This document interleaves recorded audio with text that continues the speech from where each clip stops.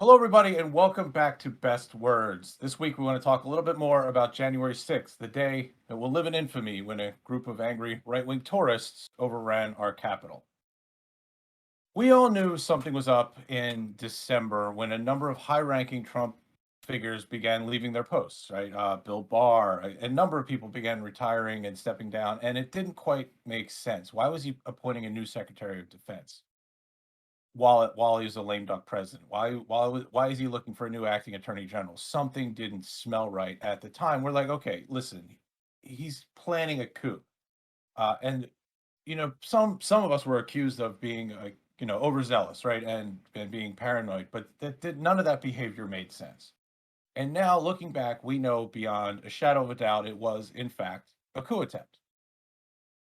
So the January 6th commission, that day itself, I want to talk about the day. I want to talk about the politics behind the commission, and then we want to talk about what we actually know Trump did in December that proves that he had a state of mind that was absolutely knowledgeable about him and his people attempting a coup on January 6th. So what happened on that day? You know, we all saw the footage, but it turns out the footage was really, really kind of whitewashed for TV, and the absolute worst of it has been withheld until very recently. The commission itself finally released some footage that had not yet been seen by the public, and in addition to the testimony of the officers who were fighting those mobs, um, and it was absolutely horrifying. There is no question in my mind, or really in objective reality, that the mobs were trying to murder those police officers. I know the right wing makes a big show of respecting the police, but the truth is they don't respect anyone who's in their way. Um, you had documented groups of groups of MAGA, Chud psycho coup, groups of MAGA psychos calling one officer the N word repeatedly. Another one, they tried to gouge his eyes out. Um, I mean, they tried to murder a couple cops, and at least one didn't live through the day. So, what really happened on that day? What was this a plan? Was this a plan that was set up from earlier months that culminated on that day, or was this just some sort of freak of nature? Well, the House Oversight Committee now has the notes from one of Trump's deputy attorney generals from a meeting that took place in December, and it contains what I believe is a smoking gun.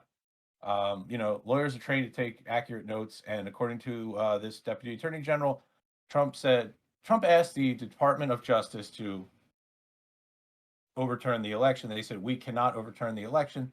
We can't just flip a switch and do that. He said, "You're not understanding me. I don't need you to do that. Just declare it corrupt, and me and the rest of my Republican congressmen will take care of it." That to me is a pretty obvious admission of guilt. That to a number of seasoned prosecutors is a pretty obvious admission of guilt. Jim Jordan, who is we'll talk about in more depth in a moment, was on TV saying he did talk to the president that day. He talked to the president that day, but he always talks to the president to get things done for his people, his constituents in Ohio. So he doesn't know if he talked to the president during the attack or after the attack. Um, we need to know what degree of coordination went on between all of these actors, and I think we're going to get to the bottom of it. The January 6th commission was off to a fantastic start because they really the commission was defeated in the Senate, and that was very upsetting for those of us who were expecting something to be done. But then Nancy Pelosi played her hand, and I think she did a pretty good job. The uh, the Republicans tried to seat psychotic clowns like Jim Jordan on the commission, and it got nowhere. Nancy Pelosi rightfully rejected them. Um, Interestingly, the horrific so-called neutral Beltway press, people like Chris Cizilla at CNN and a number of the clowns at Politico, said kicking the hardcore right wingers off this commission is going to torpedo any attempt at bipartisanship. Uh, Who it gives a has shit? had the Who Yeah, exactly. cares? Who cares? It has actually had the opposite effect, though. They were able to have a hearing that was not just shouting and distractions. They actually had a hearing that was in addition to being factual, was emotionally resonant. And anyone who's not a complete MAGA psycho, which I think is really no more than 1 in 5 Americans, maybe 1 in 4, no one who's not a complete MAGA psycho could be moved, could have seen that testimony and not been moved by it. Um, so yeah, that's we want to talk a little bit more about the history of it. That what happened that day was worse than we thought. Um, Trump knew what was happening. It was unambiguously a coup attempt, and it was so obvious to the actors in that world that even a total piece of shit like Bill Barr decided he needed out before he was permanently smudged by this coup attempt. Yeah, even he saw the writing on the wall. But Yeah. I'd love to get back to the bipartisan thing. What is it about the news media in this country that thinks that people give a shit about bipartisanship? It's like this just wild card they always bring up in every discussion. Like Republicans don't care about bipartisanship, Democrats don't care about bipartisanship. Yet that's the story that it always gets framed around this like, don't we all need to come together kind of thing? And I'm just always sitting here like, no, they don't want to. They didn't even want to do this commission in the first place. Like you said, the Senate one fell through, so that's why we have to go through the House to do this. I mean, it's just funny to me. It is. It really goes back to kind of Lucy and the football and the Democrats. Like, two groups of people care about bipartisanship: establishment And they're all Democrats politicians. and yeah, establishment Democrats, and well, and no, in the Beltway press too. That yeah, No one else cares. Like, voters don't care. I don't care. In fact, I consider myself 2/3 of the way to the left of the Democratic Party. Um, I'm a progressive Democrat. I'm not on this very extreme, but I'm certainly not a centrist. When I see bipartisanship, I am disappointed, right? Because when I see bipartisanship, all I hear is you watered down a bill to get yeah. votes you didn't need. You're about to get screwed. Basically, that's what that means if you're a normal person in this country. Yeah, and Uh, they're like, the American people want to see we can work together. Fuck, no, we don't. There's no, absolutely no evidence that anyone gives a shit about don't work bipartisanship. together. Pass a $4 trillion infrastructure bill instead of 1.9. I don't care. Yeah, yeah, but Susan Collins came on board. Fuck Susan Collins. Who gives a shit? And also this goes back to my problem with the Senate, right? And I continually harp on this because I think it's our institutions of government are fundamentally broken. Yeah, they The are. Constitution is broken. California has 40 million people. Wyoming has 500,000 people. They both have 2 senators. It's not okay. Well, you definitely know Um, how you feel about it, but go again. I want to hear it. well, this is like bipartisanship. Like, who gives a shit if 2 senators from Wyoming, they shouldn't have the same voice as 2 senators from California. They just shouldn't. The idea that, oh, well, we got a couple of people who represent the maybe 40% of the country are like, hardcore conservatives, Republicans, like 35 to 40%. Because of the failed, broken institutions that we use to create our government, these people have an outsized voice. And we still have this notion that we want to include them in the final decision making process. Sometimes we need them and we have to peel a few off. But when we're in a position where we don't need to peel a few off, fuck them. Uh, like, Well, this think is of what we've. why they don't want a Senate hearing also is because a lot of them might have culpability in the fact that this thing happened. You know, um, well, a lot of the House members I know, like Marjorie Taylor Greene and Lauren Boebert, might actually have some like they may have been completely involved in some of the goings on the January 6th the riot occurred. So yeah, it makes sense to me that some of the senators wouldn't want us to know what actually happened that day because they might be held criminally liable for something. Absolutely. I think Josh Hawley was in the inner circle. He knew whatever was happening. Ted Cruz knew what was happening. In the House, he Yeah. knew. Mo Brooks absolutely knew what was happening, and Jim Jordan. But let's get to my perennial segment of bagging on Democrats. The fact that Jim Jordan still exists as a political entity is our fault. what do I mean by that? If anyone in the Democratic caucus had a scandal following them around, anything like Jim Jordan's scandal of overlooking, aiding and abetting and overlooking serial child rape while a coach at a at a university, his friend, the team doctor, was for years raping young men, and Jim Jordan helped him get away with it. Like, why is this psycho an ongoing concern at all? Why doesn't every single time he's addressed in public they say, why don't they bring this up? Like, why is he not hounded out of town? Um, he's a huge thorn in the Democrats' side, and it's like, if there's anyone out there who could be, figuratively gotten rid of politically, Jim Jordan's an easy one. Like, why is this guy allowed to exist? Um, that to me It's is just that's like party insidership. parties. That's when I mean, like, we don't have the kind of knife in the back ruthlessness that we need to be running this country against this opposite faction. Like, the fact that Jim Jordan is still in the game at all speaks to a lack of the requisite bloodlust from the left. This man should have been destroyed and probably been behind bars, and he's not. Yeah, I mean, I agree, but it is kind of like a property of the Democratic Party to just be underwhelming in every aspect of their like lives. Um, I mean, they do this when it comes to everything, you know. They're lackluster as like a personality trait of the entire party, so it's to be expected. It's true. And then we depend on a handful of Republicans with a moral center to actually do a lot of the lifting for us. So, let's look at General Milley, who was the chairman of the Joint Chiefs of Staff, current hero of the left because he acknowledged that America has a ugly racist history. And look, he should be commended for that. Not caving to the right wing goons. He should be commended for apologizing after the stunt at Lafayette Square last summer. But he had a plan to, he and a bunch of other high ranking Trump officials had a plan post election to each step down one by one. Instead of following illegal orders, they were going to resign. And I think that there is a strategically misguided and morally unsound move, right?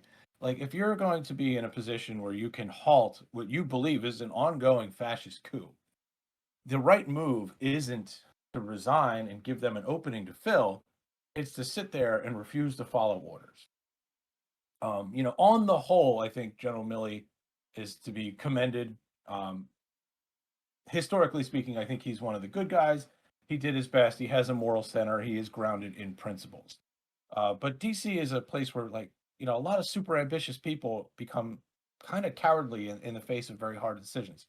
And that one, like, what? No, you don't step down when you know Trump is a clear and present danger to the republic.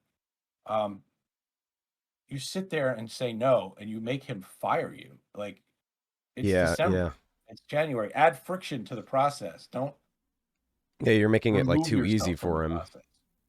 Yeah, I mean, I know it might feel like the right thing to just get out of there, but I think you're right. You have to create like friction to it. You have to fight against it. You can't just back out, even though it might feel like the right thing to do at the time. Yeah, you stand there and say no, I will not follow that order, and no, I will not submit my resignation. Like Yeah, I mean that. that's powerful too, like coming from someone like him. If Trump had heard something like that, um, but I don't know. Yeah. So January 6th, right? Here's where we are today. It's now late July 2021. We now know the president had intent before the fact. We now know the rioters themselves, most of them were a bunch of stupid goons, right? They were there because the president told them to be there. And it is a little disheartening to see just pawns. Pawns are they all deserve to be in the clutches of the criminal justice system now, but Yeah, they're a bunch of pawns. We know that they were used as pawns intentionally. We know that Trump's mindset was absolutely, I'm going to steal this election. I just need a little boost from DOJ.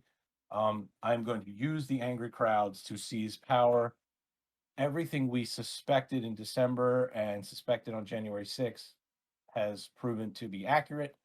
And now it's just a notion of, will the Democratic Party be ruthless and strategic enough to make Trump and the GOP and all his accomplices pay a price so steep that this is never going to happen again? Because what's on the table here is 2022 and 2024. Yeah, And yeah. I am I guess politically, I'm a pessimist by nature. I see some reason to be optimistic. That Pelosi and the other members of Democratic leadership understand the stakes, but from what I'm seeing, I am seeing a lack of the kind of totality of what is needed to prevent a theft of the midterms in 2022 and an outright, state level electoral college theft in 2024. Um, Everything now has to be about getting rid of the filibuster and expanding the Supreme Court. And Yeah, as long as we are tied to these institutions, right, of the filibuster and 9 people in the Supreme Court, as long as the form of government is more important to the powers that be than the function of government, the January 6th Commission hearing, as powerful as it is and as enlightening as it is not going to be sufficient to prevent coup 2.0 in the next round of elections. well, we need to get a win out of this, right? It can't just be we're shining a light on what happened, and I think what we're learning a lot is the January 6th riots were even worse than we thought they were. There's a lot of new video coming out, audio, right? We're having all these hearings. You're talking about the racism displayed to that one cop. Um, and it's just more of it is coming out now. And I heard there was this quote. I don't remember who it's from, but it's like, when Republicans can't win democratically, anymore, they're going to turn to fascism. And I think that as we learn more about this through the commission, that's becoming ever more apparent that we need to fight back against this, because soon it might not matter, that we have 10 or 20 more million votes for president, or, we could get 50 senators. We have basically a tie in the Senate when we have millions more votes. It's not going to matter, because, they're going to try to steal it. And if it doesn't work out in their favor democratically, let's just throw out the election results. They're setting up that they're trying to set up so something like that could happen, so people lose faith in the democratic process in this country. And it's just dangerous, and we need to see the Democrats just put a hell of a lot of effort into fighting back against this, because it's not acceptable. Yeah, it is absolutely 1930s Germany. And anyone who says that we are alarmist is It isn't alarmist. It isn't. is History repeats itself. Like, it rhymes, right? It doesn't exactly repeat itself, but this isn't normal. It's actually quite terrifying. I've never really been like scared of the political direction. Obviously we've had terrible presidents in my lifetime. I'm not a fan of most of them, but I've never really been scared for like actually the direction, that this country's going in democratically. I've never been able to say that until now, and it's getting worse as I watch more of this January 6th Commission hearings, seeing just how bad it is and kind of the attitudes that Republicans have in this country. So you don't think the guy with the Camp Auschwitz shirt can be salvaged? I think he's too far gone. He may be too far gone. But and just having a leader like a guy like Trump, it's especially infuriating just because that he's just so full of shit.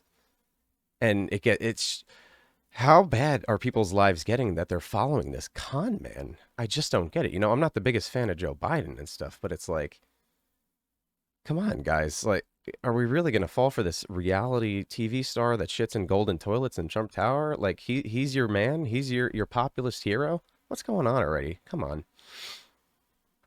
Yeah, the one thing I cling to is that, people say, look, Trump's stupid and he's kind of a child, and the next one won't be a stupid child. And most of history's monsters are actually kind of overgrown children. And with somebody like Trump, the stupidity and the absolute ignorance of the world around him is actually, it's a feature, not a bug. That helps him be a monster. Somebody like Tom Cotton or Josh Hawley, the fact that they are intellectually on a higher level than Donald Trump, I think would make it harder for them to be as like clownishly evil as Donald Trump.